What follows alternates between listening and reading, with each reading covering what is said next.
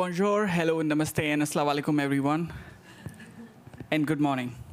Thank you for joining us here. And with me on this panel, which is Protecting Mother Earth, Climate Action by and for Women, I have my panelists with me here. And trust me, I've been talking to all of them, and they have so much to say, and there's so much story over there that this 45-minute will really feel short. But let's try to cover up as much as we can. On the panel here, I have with me Ambassador Asya bin Salah Alawi, Ambassador at Large of His Majesty Mohammed VI, the King of Morocco, Kingdom of Morocco. I have Shakia Al-Shaidi, Global Advocacy Officer, Qatar Fund Development. And then I have Leo Kong Chow, Director, Jan. And then I have Isabel Wisson, Senior Manager for Strategy, Bangladesh Rural Advancement Committee, BRAC. Would you mind to please clap for all of them and invite them on the stage?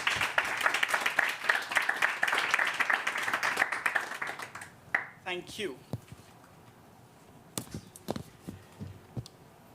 To begin with, I have a question for Asya ma'am. According to the IPCC, Morocco is one of the African country most threatened by climate change. Women, especially in rural areas, contribute largely to agriculture production and are therefore the most vulnerable to these changes. From your experience, what have been the collective response to these risks, and what can we be done better? Are they on? I think it's already working.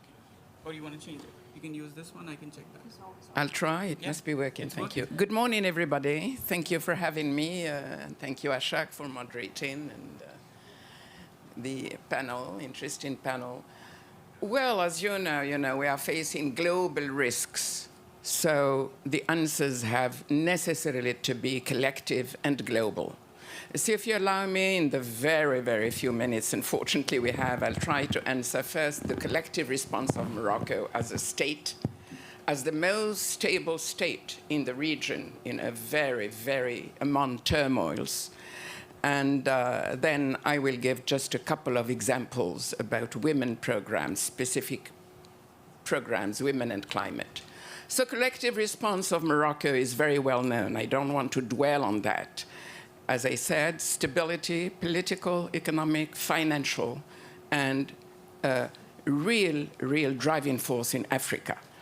And thanks to exhaustive reforms in all fields, to start with, the very objective of His Majesty when he arrived, on the throne in 1999 was to build sustainable development and better life for all the populations, and of course, answer the expectation of the very young majority. So, very emblematic reforms. I won't have time to go across all of them, but basic infrastructure to face 21st century, and of course, top priority was human rights. And in this priority, the priority was women's rights. So we had the emblematic reform of Mudawana, which made of the women the co-responsible of the family, nationality code, and the constitution, which grants gender equality. And now we have a huge debate about better implementation, expansion, and deepening of this reform. So this is the first aspect, which is basic. Second, building sustainable development thanks to renewable energies, where Morocco is really a pioneer. And it's really huge. Solar, wind, hydraulic, all of them. And water management. We have always been at the forefront for water management, but now it's even more, given the hydric stress we are facing. So reuse is very much on the agenda, desalinization, but as well a very new technique of water highways. We are transferring huge amounts of water from one region to another to face that. Reuse, of course, very, very much for a country like us of tourism and for golfs and so forth. And as well, the problem now is very much on the better representation as well of women. I have missed to tell you that they are very much in the high circles. Our Minister of Finance is a woman, a very capable one. We have 30 ambassadors, including to major cities, countries like USA, the new one in Paris, and so forth, who are women in Madrid. And what is really important is to see that education has made a huge steps, including access for everybody, including in the rural areas. Preschool is now compulsory, and we have created a lot of second chance schools, which is tremendous for dropouts, which are really the majority, unfortunately, in the Mediterranean area. And as well, health. Health is basic. I think I don't need to remember and to recall that the management of pandemic 19 was exemplary by Morocco, and that it gave a lot of resilience. And now we are contemplating not only improving the health system for everybody, but as well creating mobile units to reach out, because as you know, Morocco is a very large country with mountains, very diversified, and very, very remote areas, so to reach everybody.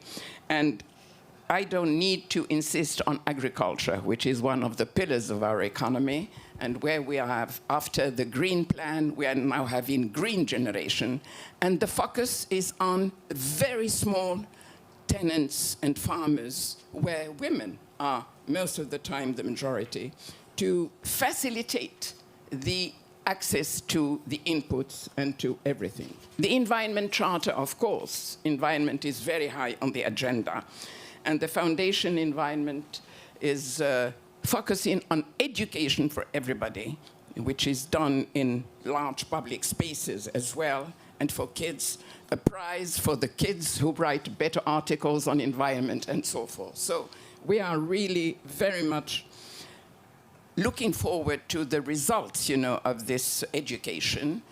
And now, the basic issue I want to tackle very briefly is that the top priority is to build the welfare state and social cohesion. And we have social security and health coverage for all the Moroccans by 2025, which will be efficient, and it has started already. And by 2035, which is the horizon for the new development model, we have instituted the minimum income for all Moroccans, which means that the very vulnerable people will be helped. So allow me now to go very, very quickly to subsidies and nets very quickly. You have put it as a core question. We are subsidizing basic like wheat, sugar, oil, and of course, housing. And especially after the earthquake, you have seen how much the solidarity was exemplary, and that we are helping the people to rebuild their houses and supporting this. So very, very quickly, I'll be tackling, I have no idea of the time, so just mentioning 3 projects very quickly. The first one is for women who work in organ products. It is very, very now popular across the world, especially not only for gastronomy, but as well for cosmetics, for rural women, and as well engaged in fishery and tourism. And the main objective of this pilot project is to introduce solar energy in households and in for the local and territories, and to make sure that we train the women. 600 women have been trained in what we call now climate change literacy, because they had no idea, SDGs as well, and so forth. So I would be ready to answer your questions, because unfortunately we have no time to go into the details, but it was a project important with 7 partners, which has been initiated, but Women for Common Future, a French association, and with, of course, 3 partners in Morocco, but as well the Agency for Development from Spain and from France. The results we can take, I can afterwards, answer your results if you are interested, but we can tell you that it is preserving up to 720 hectares of forests already, which is, as you know, absolutely critical for gas emission. And it is the indirect effect is for 3,000,001 population inhabitants. The second, I will just mention it. It is called Faraniko. Faran in Arabic, in Moroccan Arabic, means stove. So it is the economic stove. It has been produced by a Moroccan's innovation, and it has been developed by another time in a French development agency and GRS. But unfortunately, we cannot scale it up because now the inputs are extremely expensive, although it saves up to 50% of the energy and less time for the cooking of the food. So I would like to finish on the biogas growth. Just a couple of words about this barbaric, sickle growth. It is green, blue, rural, women-oriented economy.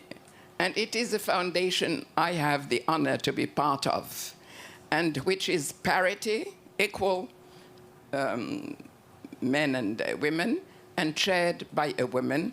And what we are trying to do is absolutely crucial for Morocco, to create ecosystems which are livable, to lift out poor territories from desertification, physical desertification, and human desertification, because people are migrating. So we are creating ecosystems thanks to multi-stakeholders. We are putting together innovation from the universities, start-uppers, older farmers, creating this intergenerational link and so forth. So you have multiple benefits. And now we have produced a program which is extremely interesting. It's about stove again. Why am I insisting on stove? You have to know that in Africa, 600 million people are using stoves which are damaging, the environment and carbon emission and so forth. So very quickly, this biogas is made by organic waste. So it's all benefit, and it's producing very, very interesting results. Very briefly, I want to finish on our role in Africa at large, since I have been mentioning, because I co-chair the Malabo-Montpellier Forum, which is the research and diffusion, innovation to transform food systems in Africa. And we are focusing very much on climate change and locking finance for adaptation and putting women at the center of the system food transformation for Africans. Thank you for your listening. Sorry. No worries. Thank you for sharing. Keeping the time in mind, I want to keep moving on to Shekha and give you the mic to share about your experience. I would like to know, from your experience as Qatar Funds for Development, Empowering Women in Agriculture Amid Conflicts project leader, what makes women perspective and expertise so unique when it comes to climate governance, and what role does their leadership play in conflict mitigation and resolutions? Thank you so much, Akash, and good morning, everyone. First of all, before I dig into the aspect of women in conflict zones and our initiative at Qatar Fund for Development, I believe we are all here at the Paris Peace Forum gathering with the booths downstairs to call for solutions. So I think all of us in this room have one common goal as advocates of progress, because at the end of the day, we are here to speak about different cultures from different backgrounds, ethnicities, about different programs and different solutions that we try to find to adapt to climate change action, especially in the case of this panel for the women. So when it comes to women empowerment, are we looking here at the solutions really, or are we trying to educate ourselves on the importance of understanding the issues that especially the least developed countries and conflict areas are facing, which of course is affecting mainly these women and these communities? Because this is the bigger question in today's panel. The solutions change depending on the needs, depending on the crisis. Just yesterday, we had different crises. Maybe tomorrow, we will have another crisis that requires a completely different solution. So the first aspect when it comes to the Women in Conflict Zones initiative, and as Qatar Fund for Development, we are funders, a governmental entity representing the state of Qatar. We fund humanitarian and development projects internationally, and we implement through our strategic partners. So when it comes to our strategic partners, and why do we highlight women when it comes to the women in conflict zones, is because, first of all, and I'm going to just briefly discuss 5 major points when it comes to the success of women's active participation. First is the diverse viewpoints. When we have diverse viewpoints in a society, we are able to detect the needs and the wants of these women. We are able to know, and if we have like a variety that for different women who come from different backgrounds, we are more able to know exactly where is the issue coming from and what is the major issue that these women are facing and what are the priority areas that we should focus on and what should we keep as, we can't say like a least priority, but like a later priority area. So the second point is the local knowledge. Let's give an example of giving on focusing on African region.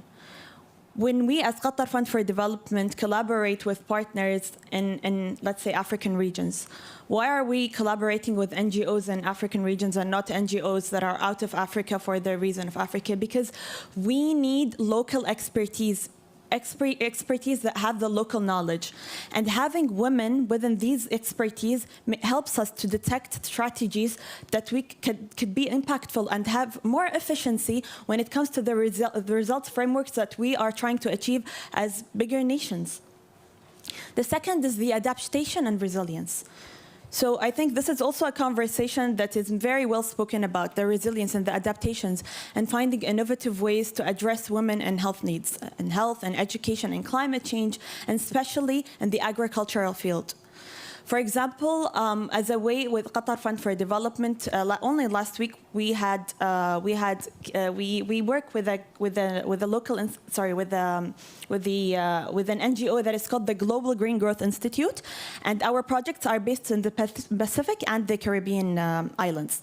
So only last week, as a part of the project, we had an exchange where 20 of the recipients of the programs that we offered through that NGO came to Qatar, and we were able to have like a culturally exchange sessions where they were able to let us know what kind of success factors have they benefited from this project, in what way are they trying to develop, how are they being able to be resilient and to adapt different and mitigate different actions within their own islands. And they also had the chance to bring with us some of their agricultural projects to Qatar, which is completely different to what we've expected. So yes, we do fund these projects. However, the share knowledge and having these physical interactions is very useful for us. Even today, now just us sitting in one room and having these amazing perspective, I can see now around the room, every single one of you, and especially for women in this room, and a huge applause for them, is there. You are all leaders in different expertise, different areas of knowledge. So once we sit in this panel and we are able to exchange these thoughts, we are more adaptable to what these women need. But of course, I take a step back. Is there any women here from conflict zones? These women should have the privilege that we have today. These women should be given the platform for them to be able to attend such forums, to share with us their different views, because at the end of the day, if we just share our own views, to be very honest, we are limiting ourselves with the solutions that we are trying to achieve. We should have a platform, an availability, the privilege of every single woman from every single region to be able to share their own expertise. So last but not least, partnerships. What is the goal ground of partnerships? Partnerships is a way for us to unite. It is a way for a collective action, and it is a way for a better good of the global community. So if we do not boost our partnerships, and again, I'm not only speaking on the bigger institutes, but of course the bigger institutes and the small-scale institutes, we should acknowledge the smaller entities because they live in these countries. They operate in these, like, in a smaller scale in countries, and they know the details and the tiny bits of every single issue that women are facing in the agricultural field. The resources they are needing, the water sanitation needs that they are needing, the food security aspect that they are in need of. Very small bits that sometimes we cannot even imagine because we are not living next to these issues. So at the end of the day, I think that the call for solutions was the way for us to learn more about the cause of what things are happening around the world. And then from there, we can start putting down the strategies and the policies and placing women in leadership positions to actually put down the right frameworks to know the solutions for the results for these solutions. Thank you.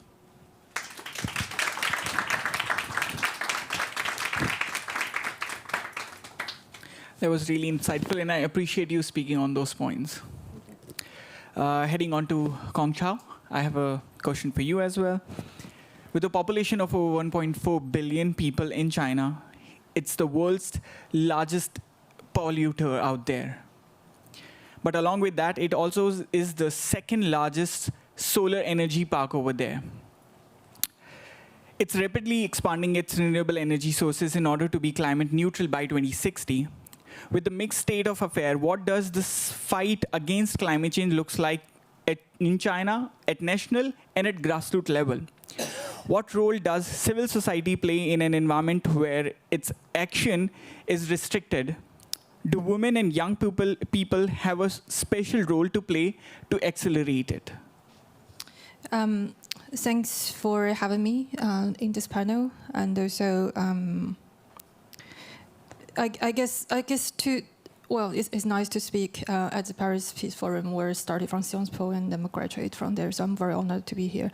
But maybe to give you an idea of what I do, very briefly, 1 or 2 sentences. So I run Shantan from Paris, is a policy intelligence consultancy.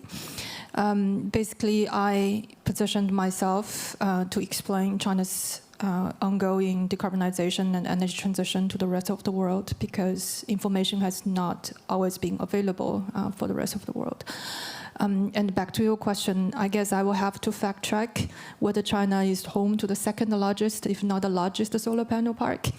But I see your point. There's this conflict, this contradictory of China on the one hand being the world's largest co-producer, co-consumer, and among other fossil fuel energies at the moment in the world, but also one of the strongest engine for clean energy growth and clean energy investment in China and outside of China. This contradictory, I guess, is shared by a lot of developing countries, in addition to China, because we kind of heritage this energy structure from the post-colonial economic model. But what matters for me today in this panel, when we talk about the Mother Earth, when we talk about climate action for and by women, I'm really interested in this genderized space of energy discussion and a very genderized debate about men started the war and the women come in to save and to care and to heal. We have to really reconsider what is gender inclusive policy making in energy and climate policies. So I celebrate, I really appreciate the initiatives that you take. Another point about civil society and the women in climate action in China. Some of the most prestigious researchers and campaigners in energy and climate policy space in China are actually women. But unfortunately, you probably don't know of them, any of them, because again, this space is very genderized. So as part of my mission is to really set out to look into the data, to look into the reality, and to look into some of the neglected aspects especially in terms of gender and sex in climate decision making. And I'm happy to announce that next year, Shangtang will launch a program looking into the inclusiveness and the gender inclusiveness and the equitable and the just transition in and outside of China in terms of climate finance. And I will just stop here. And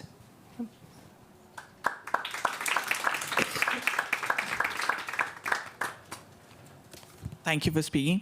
And also, yes, China is the second largest one in the solar because India is the first one now. You mean single park or in terms of installed capacity in total? Total capacity. Oh, I don't think so. Cool. We'll get back on that to all of you. OK, moving ahead to Isabel. So women in extreme poverty are often the most exposed to climate shocks. Could you tell us more about the consequences of such climate shocks in their daily life? Thank you, Akash. So actually, Akash in Bengali, and I imagine in Sanskrit and Hindi, means sky. And so you asking me that question reminds me of a conversation that I had with a woman living in very precarious circumstances in sort of southern coastal belt, Bangladesh, an area that is very vulnerable to cyclones.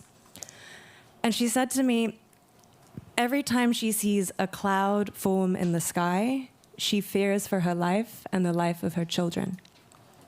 And so I asked her, have you thought about leaving this place? And she said, I can't afford to go. Now, this question of people staying in their homes, having to uproot themselves, is not a question that a niche part of the global population is asking themselves, right? According to the Institute of Economics and Peace, by 2050, 1 billion people are projected to be uprooted by the climate crisis. Now, 2050 may seem like it is far off, but this is something that we are experiencing in Bangladesh every day. So every single day, 2,000 people show up to Dhaka city, our capital, to make a new life for themselves. Now, if you tally that up, to put this into perspective, over the course of 1 year, that is like the population of Marseille, the second largest city in France, just being added on to our capital city every single year. Now, going back to the question of, how is this being borne out in women's daily lives? A lot of the time, those women are left behind. So the men go off to the city in search of work, and hopefully they send money back. Sometimes they don't. Sometimes they just stop. Women in rural areas, we're seeing, I'm speaking mostly to Bangladesh, but BRAC works in several other countries. We are seeing women have to travel up to 2 hours one way just to find safe drinking water. And now what we're also starting to observe is that some young women are being told they have to get hysterectomies because the water that they're washing themselves with are causing their wombs to get infected. So the climate crisis is literally stripping women's nature-given right to bear children. Now, in terms of what works to help women in extreme poverty overcome the climate crisis, there's a highly evidenced approach called the graduation approach. It's an approach that BRAC has been implementing and scaling across the world for the last 20 years. That is highly grounded in evidence. And what it does is it looks and tackles extreme poverty through 4 key dimensions. So the first is around making sure women's basic needs are met, and that includes making sure they have access to safe water, they're linked to health services, their children are in education, they're linked to their social protection entitlements. The second is around ensuring they've got a decent, stable livelihood that is generating enough income to meet their family's needs, and often that is provided through a large transfer. It's complemented with training. Third is around making sure they have a way to save. So having access to a financial service, a savings account. Sometimes it's a savings group if it's in a context that doesn't have formal financial services. And then fourth, and this is critically important and cannot be taken for granted, building up women's self-confidence and also their social connectedness, right? None of us get anywhere in life without the support of family, friends, our community. None of that can be taken for granted for a woman in extreme poverty. So this is a really important part of the graduation approach. In terms of the evidence, we see a 37% increase in income, 9 times the amount of savings that they had prior to starting, and a doubling of assets, productive assets and land. And what's really remarkable is that we come back 7 years later, and women are doing just as well, if not better, as a result of this program. Now, what's even more remarkable is we're starting to see women who go through a climate shock, of which there are many in Bangladesh. We're known for being hit by floods, cyclones, now it's drought as well. We're starting to see that, I believe the figure is, women who have gone through the program are 19% less likely to lose income as a result of a climate crisis relative to other women who haven't been through the program. And just to say, I've seen this with my own eyes, right? So last year, Bangladesh was hit by the worst floods we've ever experienced. 1/3 of the country was submerged. About 6 weeks later, I traveled to the most severely hit parts of the country and met with women who were part of one of BRAC's programs and had gone through this flood. And they were speaking to me with animated pride about how they brought their cows up to higher land. They had to accept that they were going to lose a few things. They had talked about how they were supported to access government relief, emergency relief, of their own accord, right? Nobody's telling them to do this. Calculated, okay, I can use this amount for my immediate consumption needs and to make sure my children are fed, but I'm going to save this portion to help me rebuild, right? That's a mentality that often people who are very, very vulnerable we don't see that in the women that are coming into the program at the beginning. Seeing women demonstrate how they're rebuilding, how they're taking control of their own lives and being able to get themselves and their families back up on their feet. That is real empowerment. That is real resilience. And that is what real adaptation looks like. I'll stop there.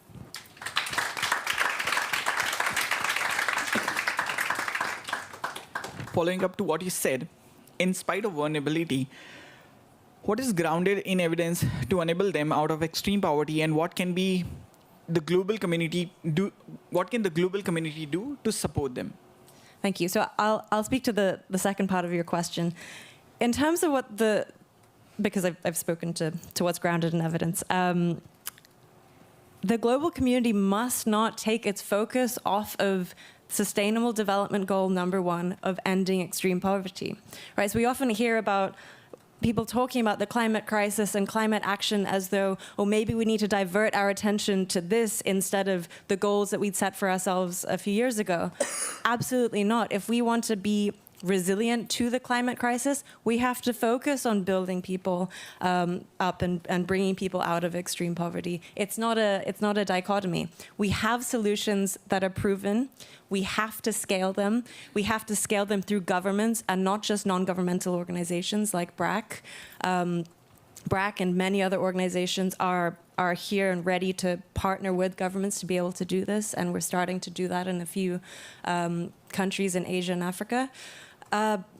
But this is the kind of work that needs to be really accelerated instead of thinking, okay, well, now we've got this new crisis, we need to come up with new solutions. No, let's continue to learn and iterate and develop new things, but we have existing solutions that are proven. We have to scale them. Makes sense. Now, before I open the platform for the questions for everyone, I want to ask the same question to my other 3 panelists. What do you think, what can the global community can do to support women who are facing difficult situations because of climate change? And what can government do in order to help these women on their own?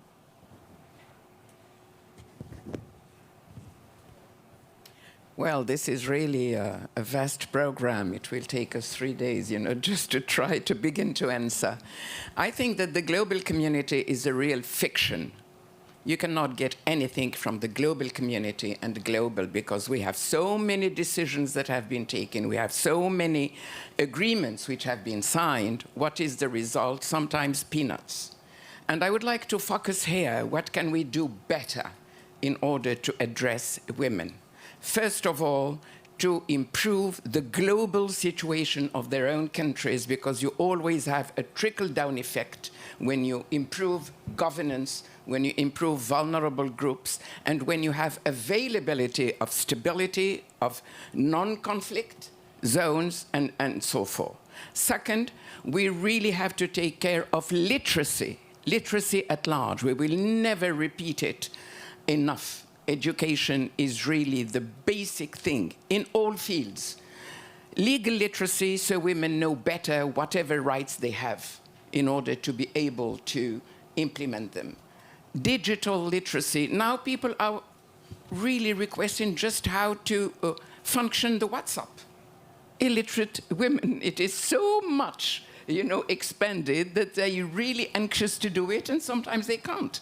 So basic tech, basic digital, and of course, literacy in climate change. It's important. No, we have, the program I mentioned, we have made a huge survey, and people had no very, very vague idea about SDGs. What are SDGs? What is really the impact of deforestation? What is the impact of carbon emission? Unless they prove it every day, it is very difficult to do. This is the fun thing. You have been talking about the necessity of scaling up. Scaling up is really the issue if you can do it. But can you do it only with foreign aid? Never. You really have to develop homegrown solutions, homegrown and ownership of programs to make sure that the beneficiaries are going to participate in the improvement of their own autonomy. And unless you have that, we have experienced it. That's why we have created our foundation. And the knowledge of the cultural background, of the procedures, of the obstacles, of al-manakh, as we say, the whole environment, not only, natural environment, but the human environment, administrative procedures, and so forth, is absolutely basic. Right. So this is really one thing we can do. Just to end, so because we don't have time to come back again, you are talking about as well how you improve, how you advocate, actually, women. We have first to improve the bargaining power of our own countries. We have been claiming the loss and damage fund for 30 years. The biggest injustice climate is lived by Africa. We have only 4% emission of carbons, and we have the biggest threats on water, on flood, on forest, and so forth. So we have first to improve their bargaining power. So the women who have made it up to the high circles, and I'm very proud of Morocco because our Minister of Finance is a woman. Our ambassadors in very, very important places like America, Paris, Madrid are women. They are the head of very, very efficient NGOs, including Mohammed VI Environment for Environment, and they are doing huge work for environment education and clean, even cemeteries, not only beaches and things. They are really taking care of a huge and making for free digital parks for the youth so they can use it and they can communicate, and they're doing. So women are doing a lot, but they need a framework where they can develop efficient program which will have the return not only on women, because women think first of the kids, of their families, of their own responsibility and their role in the society. So when you educate one woman, you have the benefit for all the society. Right. And this is absolutely basic. Now, I would like to open the panel to the question. It's last 5 minutes I have. If in case any one of you have question, please raise your hand and we'll get you a mic. Thank you, and hello, bonjour, salam alaikum. Thank you for all of your information and interventions. It was really interesting and really relevant. We have some representatives of African countries, of Middle Eastern countries, of Asian countries. Do you think that the future about the promotion of women's rights, the struggle against climate change, is between the hands of the global south and the southern countries of the world? Thank you.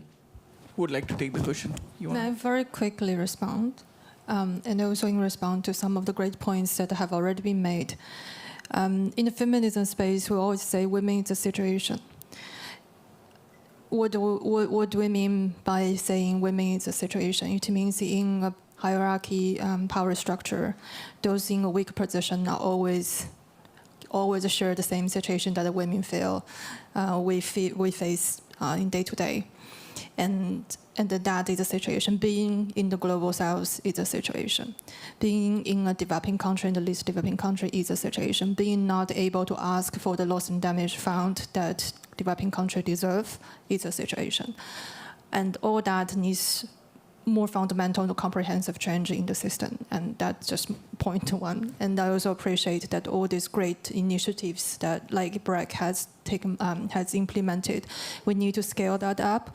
We also need to have male participants, moderators, very brave, Akash to moderate this all women panel.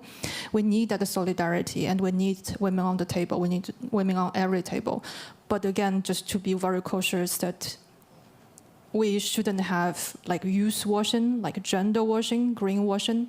We should on the table. We should be really on the table, not just being like a cherry on top and to tick that box. Thanks. Shikha, you want to add something to it? Sure. If you allow me a very quick point, which is general, but that we forget. We really have, there is no global south as there is no global west. There are only countries which are suffering and which are endeavoring to do things. Where is the global south? It's fictions that people have to oppose, blocks and countries and so forth, and create, unfortunately, more disorder and more conflicts. What I would like to focus on is that we really need, we women, for our sake and for the sake of our country, we need to change the narrative. And we have to cease to be the victims and victimization. We have huge success stories that can be told across the world, and we never hear them. We hear only poor Africa dying, of hunger, of disorder, of conflicts, and so forth. And nobody looks at the bright side of the coin. I think this is basic.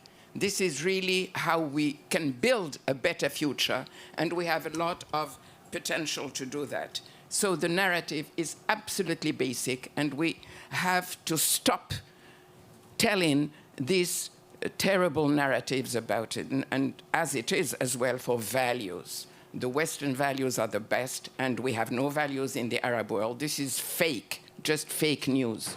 We have universal values, and some of them, you have to look into the specifics where people are living and how they can take advantage of the common values and make sure that there is no hypocrisy about it, because there are always double standards, there are always, different implementation and a huge hypocrisy.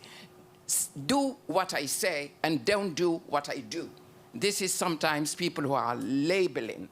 So we really have to stop that. This is a recipe for success for women. We have to motivate them. We have to mobilize.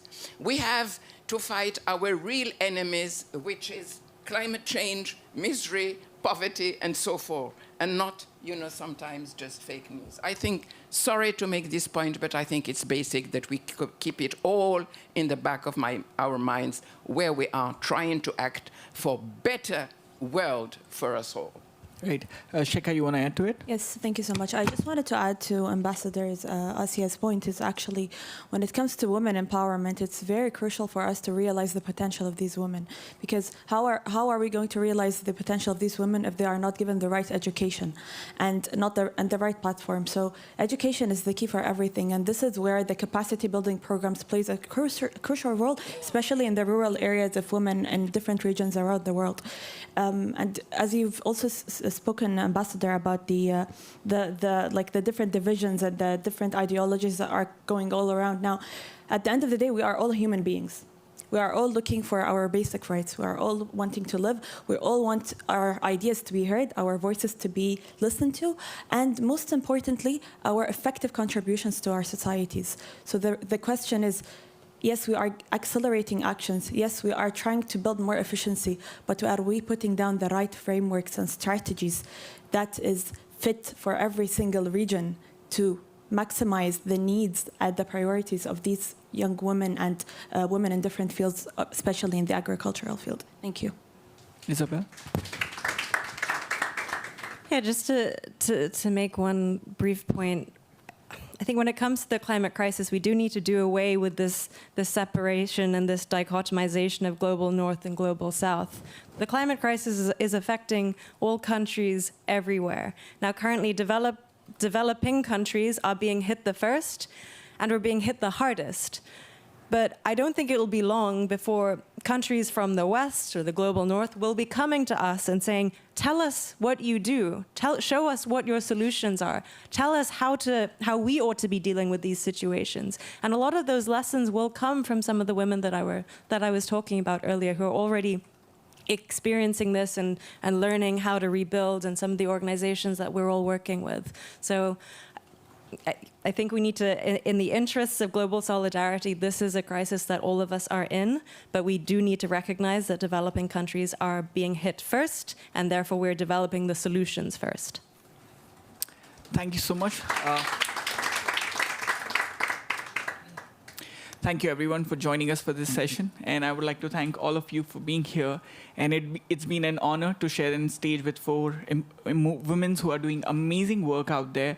And I appreciate your work which you're putting out. And thank you, everyone, for joining us. I hope this session must have added value to your time. Thank you. Well, join me to give a round of applause to Ashak, and thank you for moderating.